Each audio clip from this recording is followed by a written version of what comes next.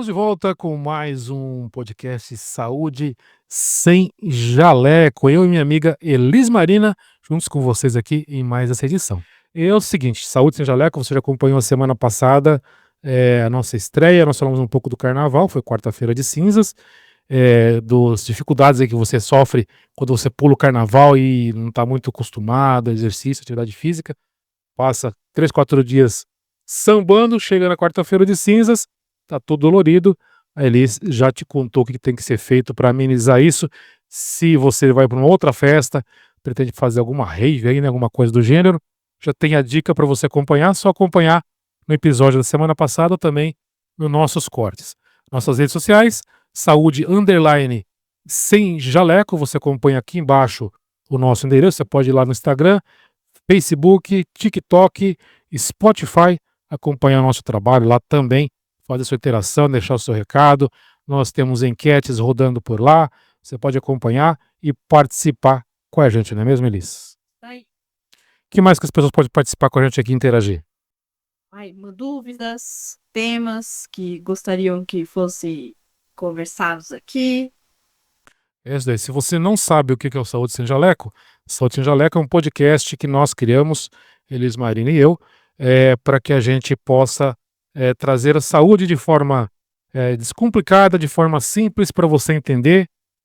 Estaremos aqui toda quarta-feira, Elis Marina e eu, ou nós dois, ou algum convidado para falar, algum convidado da área da saúde para falar sobre temas relacionados à saúde, afinal de contas, saúde sem jaleco. Elis, só para você entender, é fisioterapeuta, então ela é da área da saúde, ela é a nossa especialista, e eu sou, não é ignorante que você falou, o leigo, mas é politicamente correto. Eu sou leigo com as perguntas esdrúxulas que eu vou fazer. É isso daí. Eu sou o seu representante aqui, olha que bonito isso, né? Parece coisa de político, né? Eu sou seu representante aqui, fazer aquelas perguntas que você tem dúvida, tanto para Elis quanto para os nossos convidados aqui, que virão ao longo da nossa jornada de toda quarta-feira com episódio inédito. Hoje nós tínhamos comentado a semana passada, eu propus aqui, Elis concordou, né, te contar qual é a função, o que faz o fisioterapeuta, o que come, quando dorme, o que faz, onde vivem, tudo sobre onde habita, tudo sobre a fisioterapia, para você entender a diferença de fisioterapeuta, de educador físico, de ortopedista, de reumatologista, você entender todas essas diferenças aí, e quando procurar cada um deles em cada momento, lembrando sempre, né, Elis, o nosso podcast não substitui uma consulta com nenhum profissional. Não, na verdade é muito pelo contrário, a gente está trazendo aqui informações para você saber buscar o profissional adequado. Vamos lá, onde vivem, como dormem, onde habitam os fisioterapeutas? Ô, turma, que judia é fisioterapeuta. Quem já precisou aí de um ortopédico, né? Já precisou passar em consulta, às vezes reclama que a gente põe o povo para sofrer. O conhecido torturador oficial. Então vamos lá. O fisioterapeuta, ele pode atuar em diversas áreas, não só na parte da ortopedia, né? A gente passa por um processo de graduação, é uma faculdade, né? Um bacharelado. Quantos anos? Atualmente, se não me falha a memória, são 5 anos. É porque eu já saí daí faz um pouquinho de tempo, tô com 16 anos de formada. Na minha época, o curso diurno era 4 anos só, né? Mas eu acho que agora são 5 anos. A gente pode verificar essa informação depois. 5 anos de formação. O fisioterapeuta hoje ele tem um leque de atuação muito grande. Ele pode atuar na parte de fisioterapia respiratória, fisioterapia traumato-ortopédica, fisioterapia de terapias manuais, fisioterapia dermatofuncional, fisioterapeuta pélvica, que hoje tem crescido muito a atuação, saúde da mulher, né? Tem se quebrado alguns tabus aí na área da saúde, as mulheres estão se sentindo mais à vontade para expor com os médicos e fisioterapeutas alguns problemas, então é uma área que a gente tem visto uma crescente muito boa, a saúde da mulher. E, enfim, tem diversas áreas, fisioterapia aquática também, que é bem legal, e tudo isso você faz um curso de formação primeiro, né, na graduação de fisioterapia, que é um curso como se fosse um geral, um generalista, né? Você sai apto a atuar como fisioterapeuta. E de acordo com aquilo que você aprendeu na faculdade, que você gosta de atuar mais, você pode buscar, especializações nessas áreas que eu citei anteriormente. A minha área de atuação sempre foi traumatortopedia, eu sempre gostei muito de trabalhar com lesão articular, muscular e a parte de terapias manuais. A terapia manual hoje ela engloba diversas técnicas, vocês vão ter oportunidade de ouvir falar aqui, né, a gente vai trazer esses profissionais também, como a osteopatia, a microfisioterapia, a quiropraxia, que hoje também é uma área que eu me especializei. Eh, e aí você tem todo esse leque que o profissional fisioterapeuta pode estar atuando. Você falou de vários segmentos. Para um leigo como eu, explique cada um deles, por favor. Tá, vamos lá. Então, a parte de fisioterapia da saúde da mulher e fisioterapia pélvica, ela vai atuar, por exemplo, nas alterações como incontinência urinária, né, aquele escape de xixi. Tem pessoas que, devido a alguma lesão, algum problema ou trauma cirúrgico, possa ter tido incontinência fecal, também tem dificuldade no controle aí na hora de defecar, de fazer cocô. Então também tem um tratamento para essas alterações.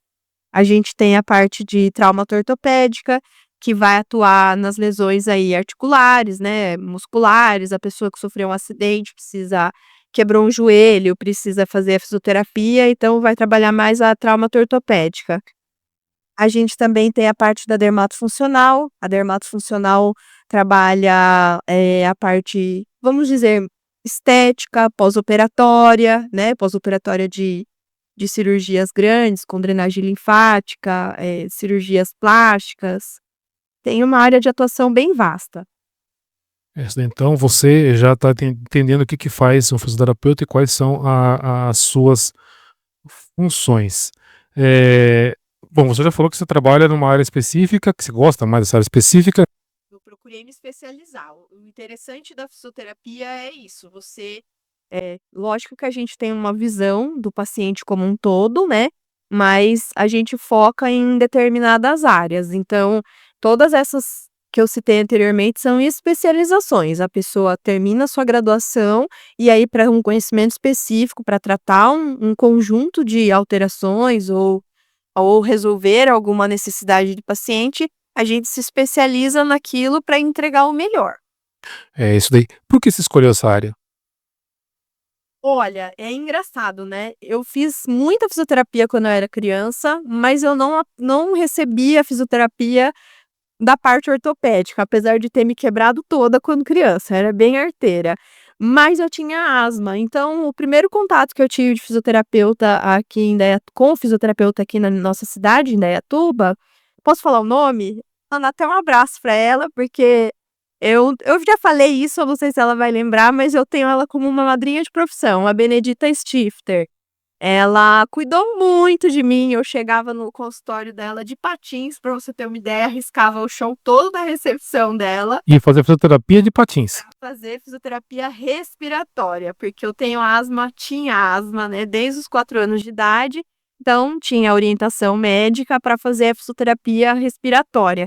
E aí era a Dita, que a gente chamava ela de Dita, a Dita que cuidou de mim aí para o meu tratamento. Então foi o primeiro contato com a fisioterapia que eu tive. Aí depois eu me quebrei com os patins, jogando taco na rua. Aí voltei pra Dita, pra parte ortopédica, né. Aí quebrei o cotovelo, quebrei o dedo, aí vai fazer fisioterapia. E foi o contato da fisioterapia ortopédica. Então, essa necessidade do cuidar, né, que eu sempre gostei de cuidar, o pessoal da família às vezes machucava uma coisa, meu irmão mais novo, eu sempre tive essa pegada do cuidado, e quando foi para escolher aí, eu gostei muito da profissão, fui na época de colegial, estudando aí o que que vai fazer, o que que não vai, eu fui conhecer um pouco da enfermagem, mas a fisioterapia ganhou o meu coração. E tem que é obrigatório fazer estágio? Sim, na faculdade a gente tem as horas de estágio obrigatória. Algumas faculdades, aqui em Indaiatuba, eu sei que as faculdades oferecem o estágio obrigatório, mas também tem a possibilidade de você buscar estágio por fora da faculdade hoje, né. Na minha época não podia fazer estágio fora, você tinha que concluir a graduação e o estágio vinculado à sua faculdade. Hoje eu sei que já tem uma abertura maior, então tem clínicas hoje que já tem estagiários de último ano que ajuda a bater nas horas de estágio deles, mas sem ser da clínica da faculdade. Vocês não têm dó da gente não quando vocês dão aquelas entortadas na gente, aquelas apertadas, aquelas amassadas? Muito pelo contrário, a gente gosta demais de Eu percebo, quer ver vocês bem. eu percebo a cara de felicidade do fisioterapeuta na hora que eles dão aquela amassada na gente assim. Muito pelo contrário, eu falo que eu sou amiga de todos os meus pacientes, que eu quero ver vocês bem. Você já tomou algum chute aplicando algum tipo de atividade? Chute não, mas uns elogios aí mal educados sim. Eu imagino.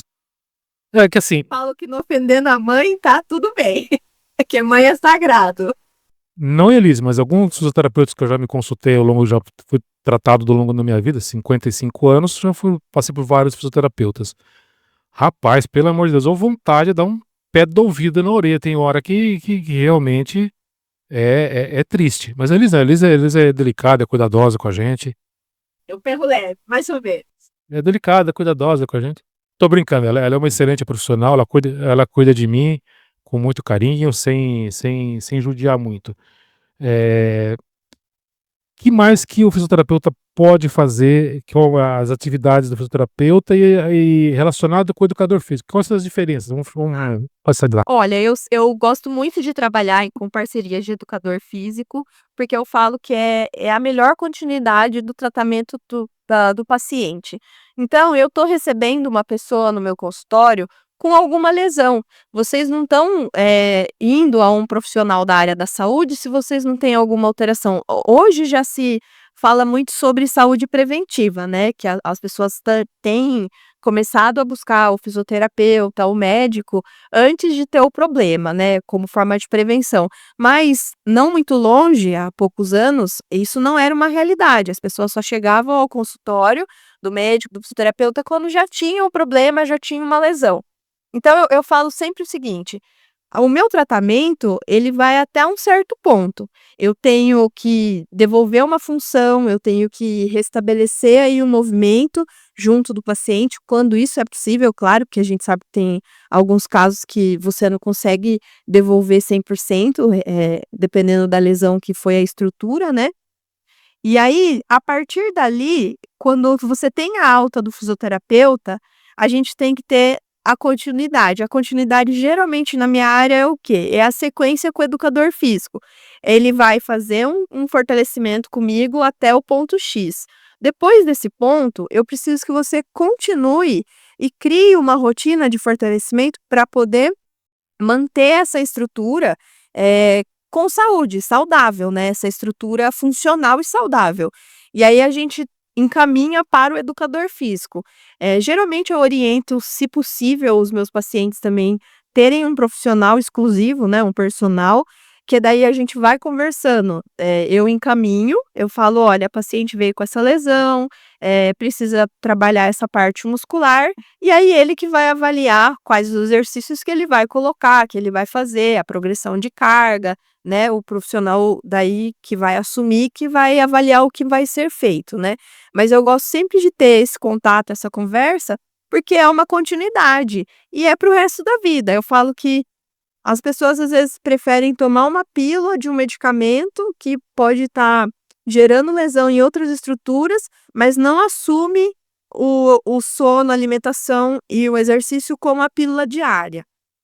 É isso daí, fica a dica para quem pegou a mensagem subliminar. Só fazer um disclaimer aqui, mais um, né? Pessoal do Crefito, eu falei brincando, tá? Falei, foi brincadeira. Eu sei que é importante o que vocês fazem, a atividade, a forma que é feita, eu sei que é necessário, que é a forma de chegar no sucesso do atendimento do paciente, tá? Só foi brincadeirinha, eu sou brincalhão, não me levem a sério. É, Vamos seguindo aqui com o Saúde Sem Jaleco. Você pode participar com a gente, interagir nas nossas redes sociais. Saúde underline sem jaleco, tá escrito aqui embaixo. Você pode mandar mensagem lá no Instagram, no direct. Você pode participar com a gente aqui no YouTube também, mandando sua mensagem, deixando no Facebook, a gente tá no TikTok também, mas vai ter corte lá no TikTok, vai ter corte aqui também no YouTube, você vai poder acompanhar a gente em todas as plataformas digitais. E você pode sugerir neles, especialistas para trabalhar aqui com a gente, para fazer até. Fazer, né, um podcast com a gente, os convidados, pode sugerir tema, pode encaminhar dúvidas, que a gente vai estar sempre buscando trazer informações aí de qualidade para vocês. Você continua então a sua interação aqui com a gente.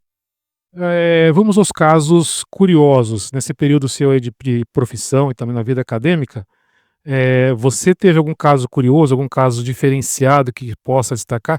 Evidentemente, sem citar nome de paciente, sem citar sexo, nada, mas só o caso mesmo. Sim. Ai, olha, na formação a gente passa por todos os estágios, né? No sentido de que você atua na parte ortopédica, neurológica, neuropediatria. Então, assim, casos engraçados a gente teve vários, e casos, assim, que mexe muito, né, comoventes, né. Então eu tive a oportunidade na época da faculdade de atender algumas doenças raras, que faz a gente repensar aí os valores da vida, né, e de ver a importância da nossa profissão. Uma das coisas que fez eu me decidir pela fisioterapia, eh, como a gente pode carregar a cura, a transformação, né, eu não gosto de usar esse termo cura, porque deposita na gente uma expectativa muito alta, É muita responsabilidade. uma responsabilidade muito alta, mas eu gosto de usar o termo transformação. Com as mãos, que eu falo que, o fisioterapeuta, ele tendo um poder de criatividade e a ferramenta nossa, boa parte do tratamento é a mão, a gente poder levar essa transformação através da mão, é muito incrível, assim, foi o que me fascinou na profissão, sabe. Então quando a gente vai trabalhar a parte neurológica, de doenças raras, você vê que o toque está sempre envolvido, né. A gente está lá fazendo uma liberação de aderência, uma liberação de contratura, prevenindo, né, deformidade no paciente, né, que possa por exemplo, o paciente de AVC, ele geralmente assume um padrão de braço, né, geralmente tem ali uma contratura, aí você com a mão, você guia o movimento, tem técnicas específicas que você guia o alinhamento, o movimento, não que você vá quebrar aquela contratura 100%, devolver o movimento para aquele paciente, mas que você consiga pelo menos que não piore, que não avance aquilo, só com o conhecimento e a técnica manual, sabe, isso me fascinou muito. Então assim, o que me chamou muito a atenção foi isso na minha formação. Ali você falou um negócio interessante de expectativa. Às vezes as pessoas procuram um médico, ou até mesmo um fisioterapeuta, ou um profissional da área da saúde, e acha que vai, no dia seguinte, sair curado 100%, não vai ter problema nenhum mais na vida. E não é bem assim, depende muito do profissional e depende muito também da pessoa, né? Engajamento do paciente aí na hora que você cria o plano de tratamento, né. Eu costumo brincar a fala, né, vocês podem perceber que eu vou usar muita, correlação do nosso dia a dia. Às vezes eu vou explicar alguma coisa, eu falo: "Ó, lembra lá do circuito elétrico, tá dando choque, é porque tá falhando, o fio tá desencapado". Então eu gosto de trazer essa informalidade na hora de explicar, geralmente, o plano de tratamento para a pessoa. E uma das frases que eu costumo falar muito dentro do consultório, é que vocês vêm até mim, ou outro profissional da saúde, eu ainda tenho esse privilégio de ter as pessoas comigo ali 2, 3 vezes por semana, por um período de tempo, só que eu tô brigando, digamos assim, com um problema que você demorou anos para construir. Então, não adianta chegar com aquela expectativa de que em 3, 4 sessões a gente vai resolver o problema que vem se acumulando há tempo. E a gente tem que lembrar também que, determinadas alterações do nosso corpo, elas não têm uma causa única, é uma somatória de fatores, né. Então, como eu falei, é uma alimentação inadequada, é um sono irregular que vai atrapalhar toda a parte imunológica. Quando você atrapalha a parte imunológica e o sono não está regular, você tem um aumento do potencial inflamatório do corpo. Quando você tem esse aumento de potencial inflamatório, aquela região que tem uma inflamação, vamos supor, uma tendinite de ombro, ela vai demorar mais a ceder, ela demora mais a assumir aquela dor, entrar em remissão. Então, assim, é todo um conjunto que tem que ser avaliado. Então, eu sempre coloco para as pessoas que precisa ter um engajamento dentro do consultório, fora do consultório, e entender que não é uma causa única, que eu vou mexer ali naquele momento e que vai ocorrer a melhora, que de repente a gente precisa de um plano a longo prazo para o tratamento ter sucesso. Não é um macarrão instantâneo, né? 3 minutinhos está pronto. É mágico. E eu posso falar por mim, né? A Elis está cuidando de mim já tem 1 ano. E eu sou bem disciplinado, já falei isso no episódio anterior.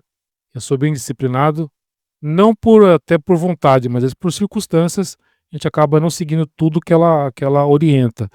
E, então eu sei que a minha melhora depende mais de mim do que dela. Ela está fazendo a parte dela, mas depende mais de mim.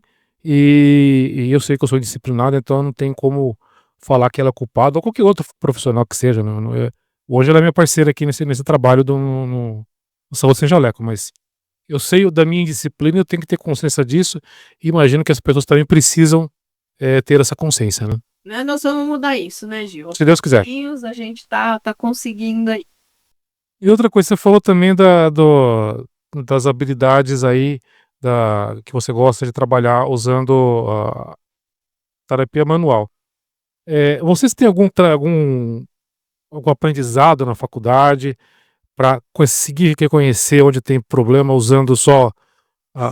Sim, tem uma matéria logo no começo. Eu não sei, depende muito da faculdade, mas geralmente é no começo da graduação. A gente tem as aulas de anatomia, de formação. Hoje tem algumas faculdades que já não usam os modelos anatômicos, né, de peças cadavéricas, né? Então você tem lá as peças que vêm recortadas e aí a gente faz o estudo das estruturas ali, na aula de anatomia. Algumas faculdades hoje já trabalham com boneco, que são extremamente hiperrealistas, e substituíram essas peças cadavéricas, mas a gente ainda tem algumas faculdades que usam os cadáveres, né? E aí, além desse estudo anatômico que é feito, por exemplo, eu tive 1 ano de anatomia, foram 2 semestres. Tem faculdade que dá 2, tem faculdade que dá 3 semestres, aí depende do curso que a pessoa vai fazer, né? Enfim, a gente também tem o curso de anatomia palpatória, que daí um aluno vai realizar no outro. A gente aprende a avaliar algumas estruturas. Por exemplo, a gente tem algumas proeminências ósseas. O que é uma proeminência óssea? É um ossinho saltado. Então, você vai lá avaliar a coluna do paciente. Aí, a gente passa o dedo ali na onde tem uma pontinha, que é uma estrutura óssea ali denominada, né? Aí, a gente faz a avaliação por ali. Então, a gente consegue ver se tem rigidez, consegue ver se tem algum ponto dolorido que possa estar indicando alguma inflamação. E aí os testes também, a gente também tem testes. Os testes são testes ortopédicos validados, que a gente vai fazer algum movimento ou pedir para que o paciente faça esse movimento. E através desses testes, eles vão sugerir algumas alterações para a gente, para poder fechar um diagnóstico ou chegar mais próximo de um fechamento de diagnóstico. E aí, a partir disso, a gente desenvolveu o tratamento do paciente. É curioso, né? Que é curioso. Para mim é curioso. Para ele, agora eu estou entendendo como funciona o processo. Eu não entendia. Aí, por ser leigo ou ignorante. Vocês da área de saúde, você especificamente fisioterapeuta ou são fisioterapeutas, colocam o dedo em determinado ponto do corpo da gente, que a gente dá aquele salto na maca, que é um negócio fantástico, né? Eu nem sabia que tinha esse músculo. Então. Eu achava que isso era uma coisa meio paranormal, porque como que sabe que é exatamente nesse lugar que tá doendo? Então tem todo um treinamento antes. Tem. A gente faz esse processo na clínica, na faculdade, depois no estágio a gente coloca isso em prática e depois a experiência clínica, né? O dia a dia do consultório. Hoje eu posso falar que eu tenho aí uma estrada de 16 anos já formada, que a pessoa chega com algum tipo de dor, ela me relata ali na hora da avaliação, da nossa conversa inicial, e eu já sei mais ou menos o que eu tenho que investigar, de acordo com o que ela está falando, de acordo por aonde aquela dor vai, né? Porque às vezes é uma dor local, às vezes é uma dor que desce para o braço, uma dor da coluna que desce para a perna. Então, na própria fala, eu já vou construindo a minha linha de raciocínio e aí também eu já vou construindo aqueles locais que eu preciso investigar. Então, se é uma dor no braço, eu nunca vou avaliar só o braço, eu vou avaliar o braço, cotovelo, mão, cervical, que pode ter envolvimento do pescoço também. Então, assim, a fala de vocês para mim é muito rica, tanto que eu paro para ouvir. Eu deixo ali da minha consulta pelo menos uns 15 minutos para vocês me contarem o que vocês estão sentindo. Aí o restante eu vou fazendo teste, eu vou pedindo movimento e vou avaliando aonde tem a falta do movimento ali, o que a gente fala de disfunção. Eu vou buscar aonde não está trabalhando corretamente. É a famosa, aquela palavra bonita, né? Anamnese, Né? que é o famoso bate-papo. É a parte mais importante, é o bate-papo e a avaliação clínica, mas é a parte mais importante, porque se eu não construo uma anamnese correta, se eu não entendo realmente o que é que está acontecendo com o seu corpo, eu posso sugerir qualquer tratamento, e eu não vou oferecer isso para você, eu vou oferecer uma qualidade, eu vou buscar em todo o conhecimento para tentar resolver o seu problema. Elis, você já falou que tem aí 16 anos de atuação.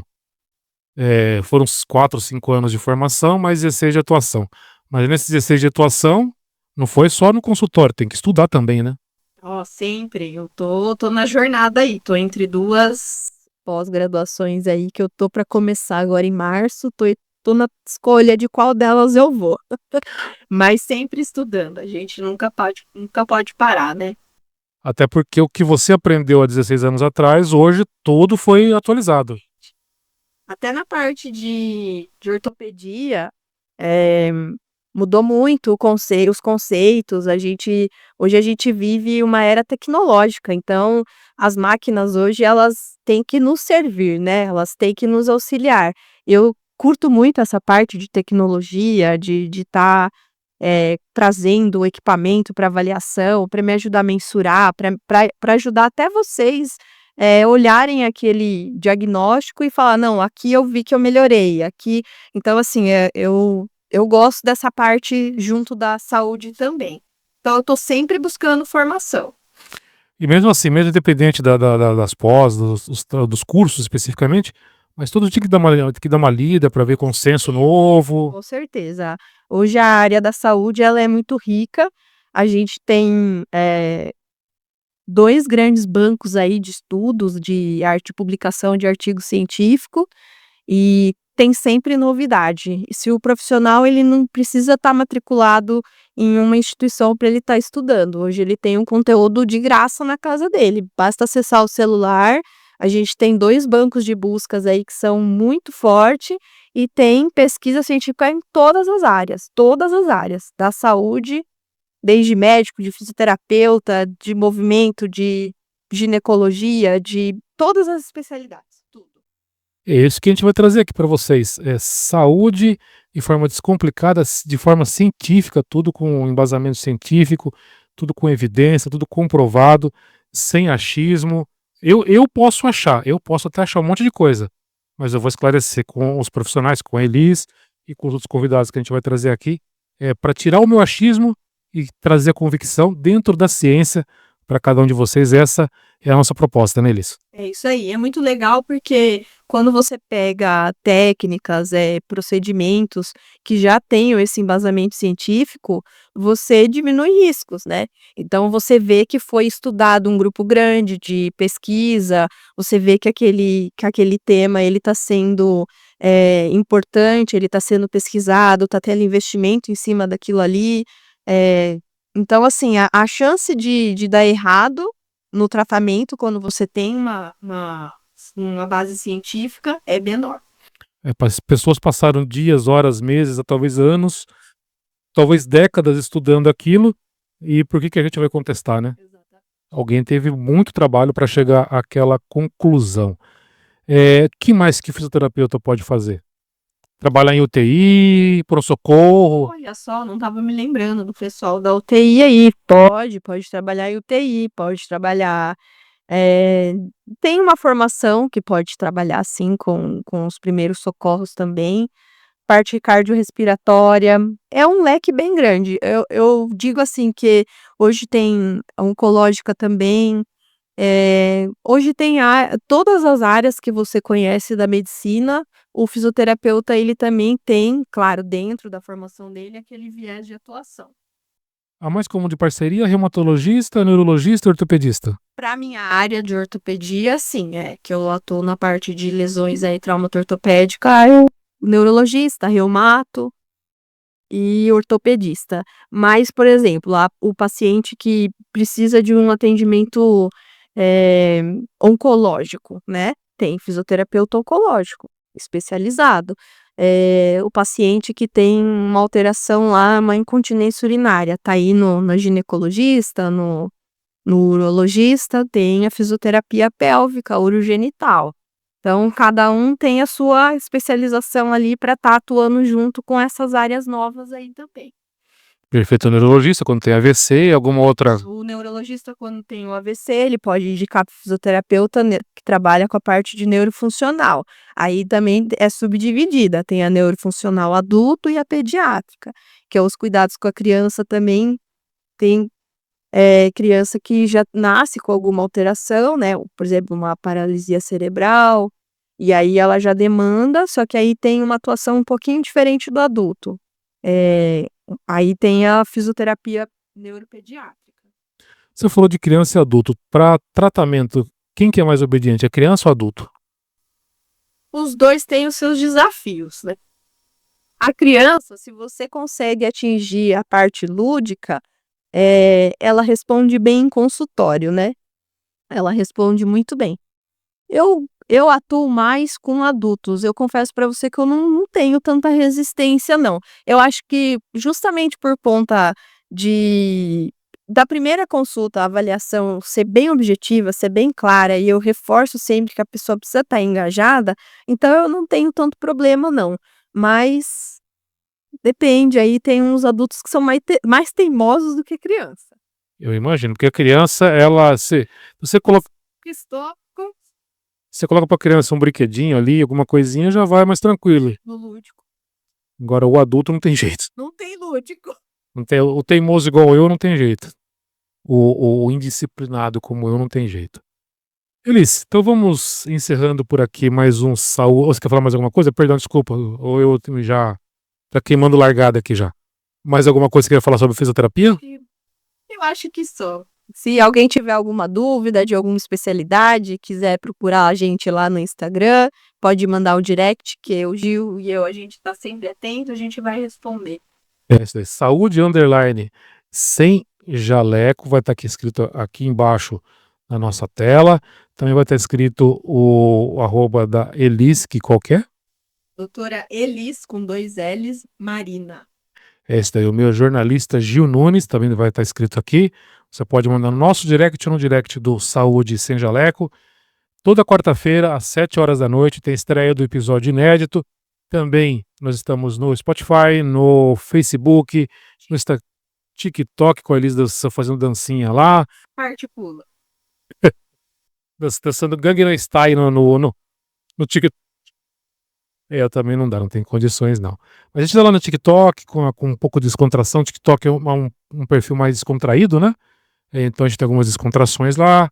No Instagram também. Enfim, você pode participar com a gente, deixar seu recado, sua mensagem, perguntar o que você quiser sobre saúde lá. E toda quarta-feira estaremos aqui, Elis Marina e eu e Elis Marina, ou também um convidado ou uma convidada da área da saúde, um médico, um outro fisioterapeuta, por que não? Sim, temos alguns amigos que já estão no foco, na milha. É isso daí, com nutricionista, com farmacêutico. Alô, Hamilton. Fica o recado de novo aí, ó.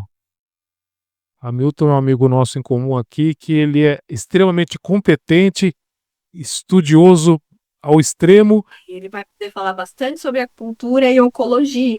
Mas não gosta de aparecer. Mas a gente vai convencer ele a vir. Vamos fazer a roda de capoeira aqui em cima da mesa e ele aparece. Elis, obrigado mais uma vez por esse bate-papo e quarta-feira que vem estamos aqui. Tamo junto, gente.